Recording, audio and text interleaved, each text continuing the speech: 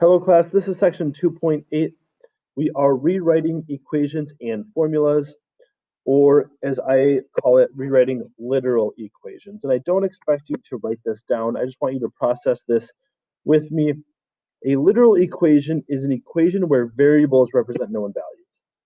You guys are aware of a ton of literal equations. If we made a list, which I normally do when students are in class, you guys would have a bunch of them. Some literal equations that you guys all know of would be things like a squared plus b squared equals c squared, or e equals mc squared, or distance equals rate times time, or area equals pi r squared, or all these different things that you guys know that they're equations and you know the letters for them, and you probably, at least for some of them, know what they mean. When we look at these equations, let's look at distance equals rate times time. The letter D is the variable that is currently solved for. It's the one that is currently by itself. But you guys, after this lesson, should be able to solve for any of the variables. I could say, hey, solve for t. What I'm saying if I say solve for t is get t by itself. Similarly, I could do the same thing here. I could say, hey guys, solve for the letter B or M or C. It doesn't really matter, okay? We actually probably could talk through how to solve for, let's say, the letter T here without really much information. If I said, hey, I want you to solve for T, you guys should process this and say, hey, what's happening to the letter T? Well, T is being multiplied by R. How do I undo multiply by R? You divide by R, right? So if I have distance equals rate times time, I want to get R by itself, sorry, T by itself, I want to move R, I divide by R. If I do that to one side, I have to do it to the other. Those cancel. We know that time is equal to distance divided by rate. We took this same equation and just rewrote it, right? We wrote it in a different form. Means the same thing.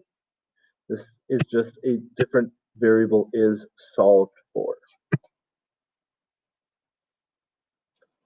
Same idea here. This would be more like a literal equation. We've got a bunch of letters in it. It shouldn't be more difficult than this problem, though. In actuality, it could be even easier. We know how to solve this equation, though. We say, hey, what's happening to x? Well, there's two things happening to x. There's a plus 5 and a multiply by 2. We talked about the order in which we should undo these things. We know that we subtract first. If you subtract 5 on one side, you have to subtract on the other. Those cancel, and we get 2x is equal to 6. It's the same idea in this literal equation. If I'm trying to solve for x, well, there's two things that are happening to x, a multiply by a and an add b. We know that we have to undo the add b first, so we subtract b on both sides. We know b minus b is nothing, so right now we have ax is equal to c minus b. Well, I don't know what c minus b is, so I'm just going to write it as c minus b. Let's go back to this one. Our next step would be to divide both sides by 2. Dividing both sides by 2, they cancel, and we get x equals 3. That's our answer. Well, in this problem, when we look at what's happening to x is being multiplied by a. How do I undo a multiply by a? Well, I divide by a. And if I do that on one side, I have to do it to everything. So we would get x is equal to c over a minus b over a. And that's my answer. Now, I know that's not necessarily pretty, like x equals 3, nice, concise, but that's how we solve for it. We just can't do these calculations. If there were numbers in there, we could easily get the answer.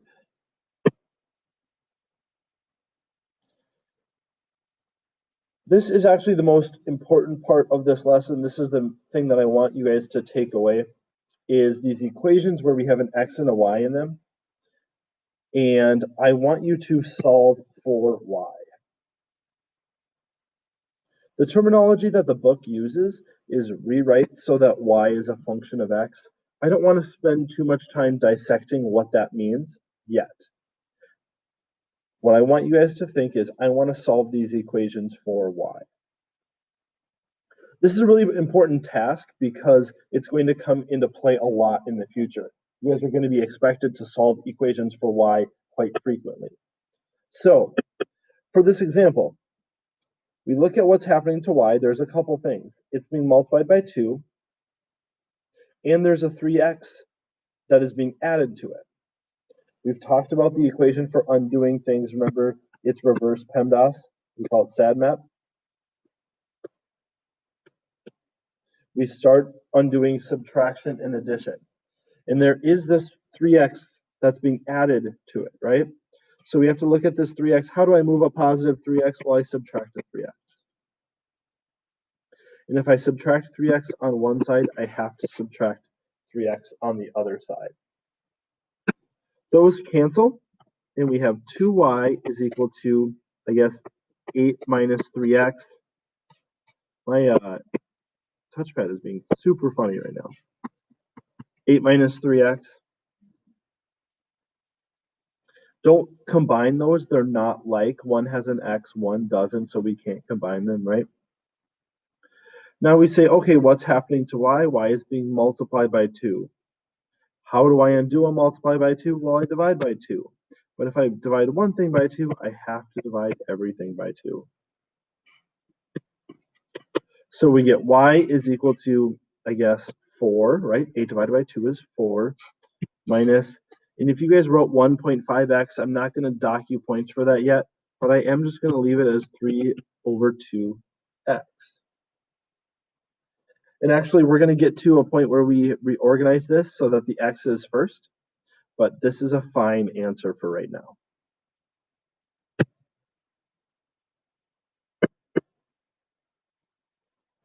Let's look at this one. Should be very similar.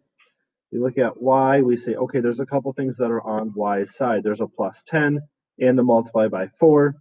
We undo the plus 10 first by subtracting 10. If we do that on one side, we have to do it on the other. Those cancel, so we just have 4y over here is equal to 5x minus 12. Now y is being multiplied by 4. The way to undo a multiply by 4 is to divide by 4. And if you do that to one side, you have to do it to everything. Those cancel, and we get y is equal to 5/4 x minus 3. This fraction can't be simplified. That's why we leave it as 5/4 x. But 12 over 4 is a fraction that can be simplified, and that is minus 3.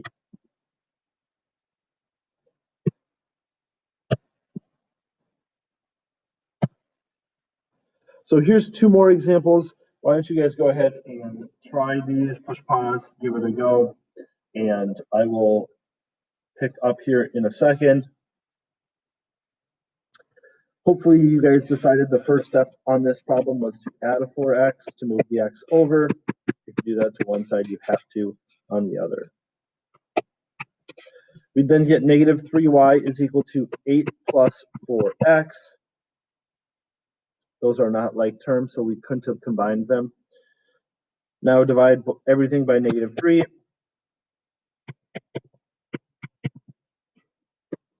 This is kind of weird because I know you guys aren't super used to improper fractions like this, but this is a totally fine answer. Negative 8 over 3 minus 4 over 3x.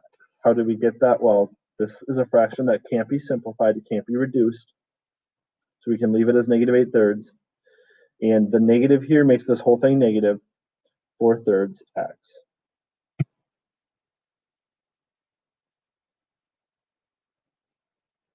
Moving over here, here's the y that I'm solving for. First step should have been to minus 4 on both sides. So we get 2x minus 14 equals 3y.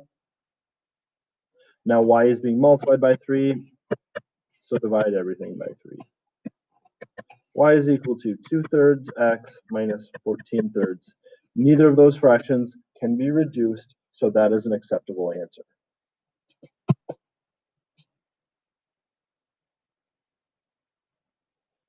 Last problem that we're going to look at is a different style of literal equation, right? It's not those other equations. I just want you to solve for y. Here, I'm going to give you a formula that you know and ask you to solve for a certain variable. So here, I want you to solve for the h, that's the height. There's a couple different things that are happening to the height. It's being multiplied by b, as well as being multiplied by a half. For this problem, it's actually easiest to undo the multiply by a half first. Hopefully you guys remember how to undo multiply by a fraction, and that is to multiply by its reciprocal. The reciprocal of 1 over 2 is 2 over 1, or just 2. So if you have area equals 1/2 base times height, the way to undo that multiply by 1/2 is to multiply by 2. If you do it to one side, you have to do it to the other. So over here we have 2a is equal to the 2 and the 1/2 cancel, and we're left with base times height. Now we are solving for h. H is being multiplied by b. The way to undo a multiply by b is to divide by b.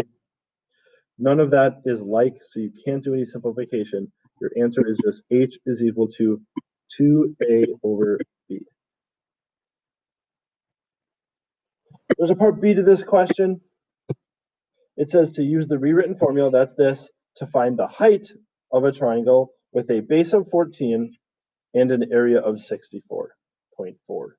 So height is equal to 2 times the area, 64.4, and that's going to be divided by the base, which is 14. So we can take out our calculators, do 2 times 64.4 divided by 14, and you're going to find out that the height is 9.2 centimeters. That's all I have for you guys for section 2.8. Please let me know if you have any questions.